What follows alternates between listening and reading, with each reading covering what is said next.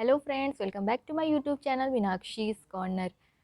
अब सर्दियों का मौसम स्टार्ट होने वाला है। अगर आपके घर में भी छोटे बच्चे हैं या फिर न्यूबॉर्न बेबीज़ हैं या फिर आपके आसपास या फ्रेंड्स एंड रिलेटिव्स में आपके घर न्यूबॉर्न बेबीज़ हैं, तो ये वीडियो आपके लिए काफ़ी हेल्पफुल होने वाला है। मैं आज इस वीडियो में आपसे 5 कैटेगरी में बात करूँगी।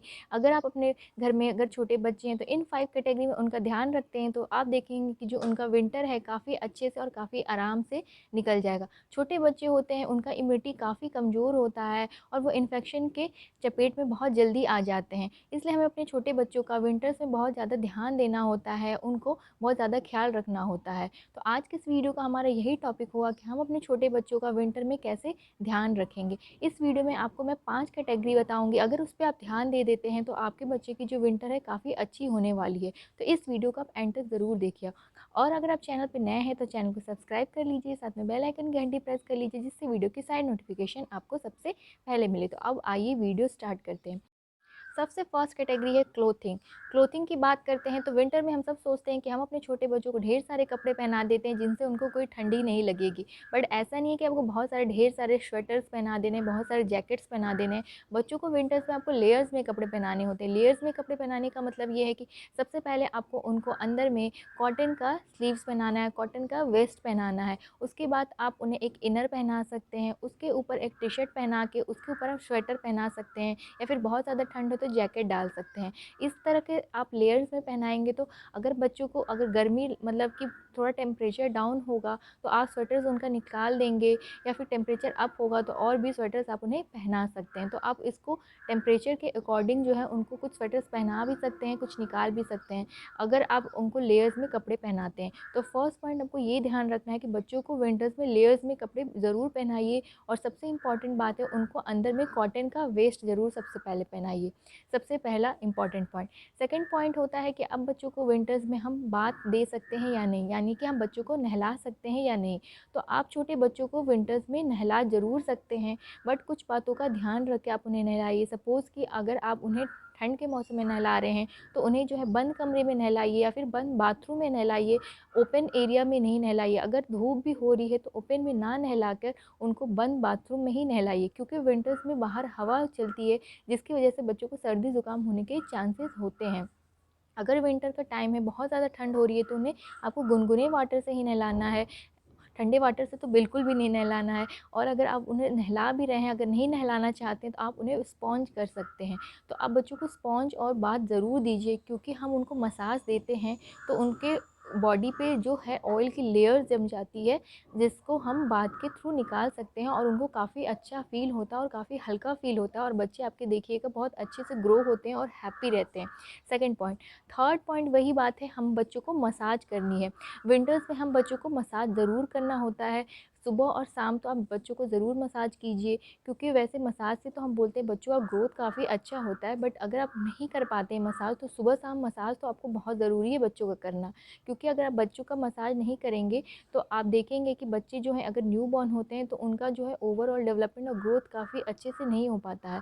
और अगर अब बात करते हैं कि बच्चों की मसाज कैसे करेंगे, तो विंटर्स में आप कोशिश कीजिए कि बच्चों को ऑलिव ऑयल से मसाज कीजिए, या फिर आप मस्टर्ड ऑयल से भी मसाज कर सकते हैं, या फिर आप अगर कोई और ऑयल, डाबर ऑयल जो भी होती है उससे वो मसाज करना चाहते हैं तो उससे भी कर सकते हैं। ये आपके ऊपर है। थर्ड पॉइंट ये, आप बच्चों का मसाज ज़रूर कीजिए। अगर आप मसाज नहीं कर पाते हैं तो उनके बैक में और उनके फूट पे भी ज़रूर आप मसाज कीजिए, क्योंकि ठंड के मौसम में बच्चों को ठंड लगने का सबसे ज़्यादा चांस जो होता है उनके बैक से, और अगर उनके फूट में अगर ठंड लगती है तब उनको ज़्यादा सर्दी जुकाम होने के चांसेस रहते हैं। Third point. फोर्थ पॉइंट, अब उनकी फूड की बात करते हैं। अभी आपका न्यू बॉर्न बेबी है, 0 to 6 मंथ का है, तो वो भी तो फूड नहीं खाएगा, बट वो जो है मिल्क लेगा।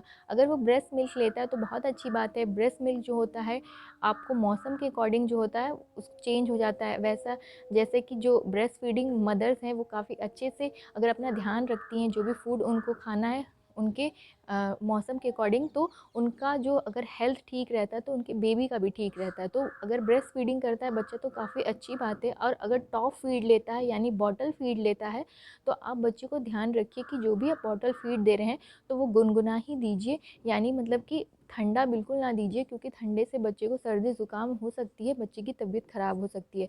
तो अगर आप बच्चे को टॉप फीड देते हैं तो बच्चे को हमेशा गुनगुना दीजिए। और अगर आपका बच्चा जो है 6 मंथ से अबव का है तो आप बच्चे को हमेशा गुनगुना खाना ही दीजिए, ठंडा खाना बिल्कुल ना दीजिए। अगर आप खिलाते खिलाते बच्चे का खाना ठंडा हो जाता है तो आप उसको दोबारा गर्म कर सकते हैं।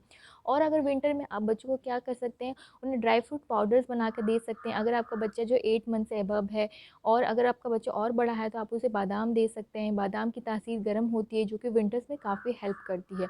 फूड की बात ये हो गई। नेक्स्ट बात करते हैं उनकी स्लीप की। अब बच्चा जो है आपका जितना भी एज का हो, अगर उसके सोने की बात आती है तो कभी भी आप उसे, अगर आपका न्यू बॉर्न बेबी है तो अगर आप उसके लिए अलग से कॉर्ड लेकर आए हैं तो आप उनके लिए अलग से कॉर्ड में ना सुलाएं, क्योंकि छोटे बच्चों को जो होती है, अगर अगर वो अपने पेरेंट्स के साथ सोते हैं तो उनको गर्माहट मिलती है, जिससे उनका इम्यूनिटी भी स्ट्रांग होता है, उनका बॉन्ड भी स्ट्रांग होता है, और बच्चे को कोई भी इन्फेक्शन भी बहुत जल्दी नहीं होता है। तो आप कोशिश कीजिए कि विंटर्स में जो है आप अपने बच्चों को अपने पास में ही सुलाएं, क्योंकि आपकी गर्मी से आपके बच्चे को भी गर्मी मिलेगी और आपका बच्चा काफ़ी आसानी से और आराम से सोएगा। और जब भी आप बच्चे को सुला रहे हैं तो सबसे पहले आप क्या कीजिए, एक ब्लैंकेट बिछा लीजिए अपने जहाँ भी सोते हैं वहाँ पे गर्माहट करने के लिए, क्योंकि ब्लैंकेट जो हम बिछाते हैं वो उनको गर्माहट देती है। जो नॉर्मल वाले बेडशीट होते हैं उस थोड़े ठंडे से होते हैं, जिससे ठंड लगने की चांसेस होती है बच्चों को। तो अगर आप विंटर्स वाले जो ब्लैंकेट्स आते हैं पतले वाले जो बिछाते हैं उसको बिछा लेंगे तो आप देखेंगे कि थोड़ा सा बच्चे को अच्छा लग रहा है और आराम लग रहा है। और आप कोशिश कीजिए कि आपका बच्चा जितने क्लोथ में कंफर्टेबल उतने ही क्लोथ पहना के बच्चों को सुलाइए, बहुत ज़्यादा ओवर बर्डन क्लोथ नहीं कर दीजिए, क्योंकि हो सकता है कि उससे उसको नींद ना आए। तो आप अपने बच्चे को बहुत ज़्यादा कपड़े ना पहना के लेयर्स में कपड़े पहनाइए, जिसकी वजह से उसका जो स्लीप टाइम भी है काफ़ी अच्छे से हो। तो ये मैंने आपसे बात की पूरी 5 कैटेगरीज़ की, जिसको आप ध्यान देंगे तो आपके बच्चे का विंटर से काफ़ी अच्छे से और काफ़ी आराम से निकल जाएगा, और आपको बिल्कुल भी परेशान होने की बात नहीं है। और लास्ट बट नॉट लीस्ट उनके स्किन केयर की बात करें तो आप उनके स्किन केयर भी कर सकते हैं, यानी कि आप उनको मसाज दे रहे हैं तो बहुत अच्छी बात है, क्योंकि हम ऑयलिंग करते हैं तो बच्चों के फेस में भी लगा देते हैं। और अगर आप नहीं लगाना चाहते हैं तो मार्केट के मॉइस्चराइज़र मिलते हैं उसको भी लगा सकते हैं, या फिर देसी घी या फिर मलाई भी लगा सकते हैं उनकी स्किन को मॉइस्चर कराने के लिए। तो आज का वीडियो मेरा यही था कि बच्चों का ध्यान कैसे रखें विंटर्स में। आप सभी अपने बच्चों का विंटर्स में काफ़ी अच्छे से ध्यान रखिए। आप सभी को happy winter and thanks for watching.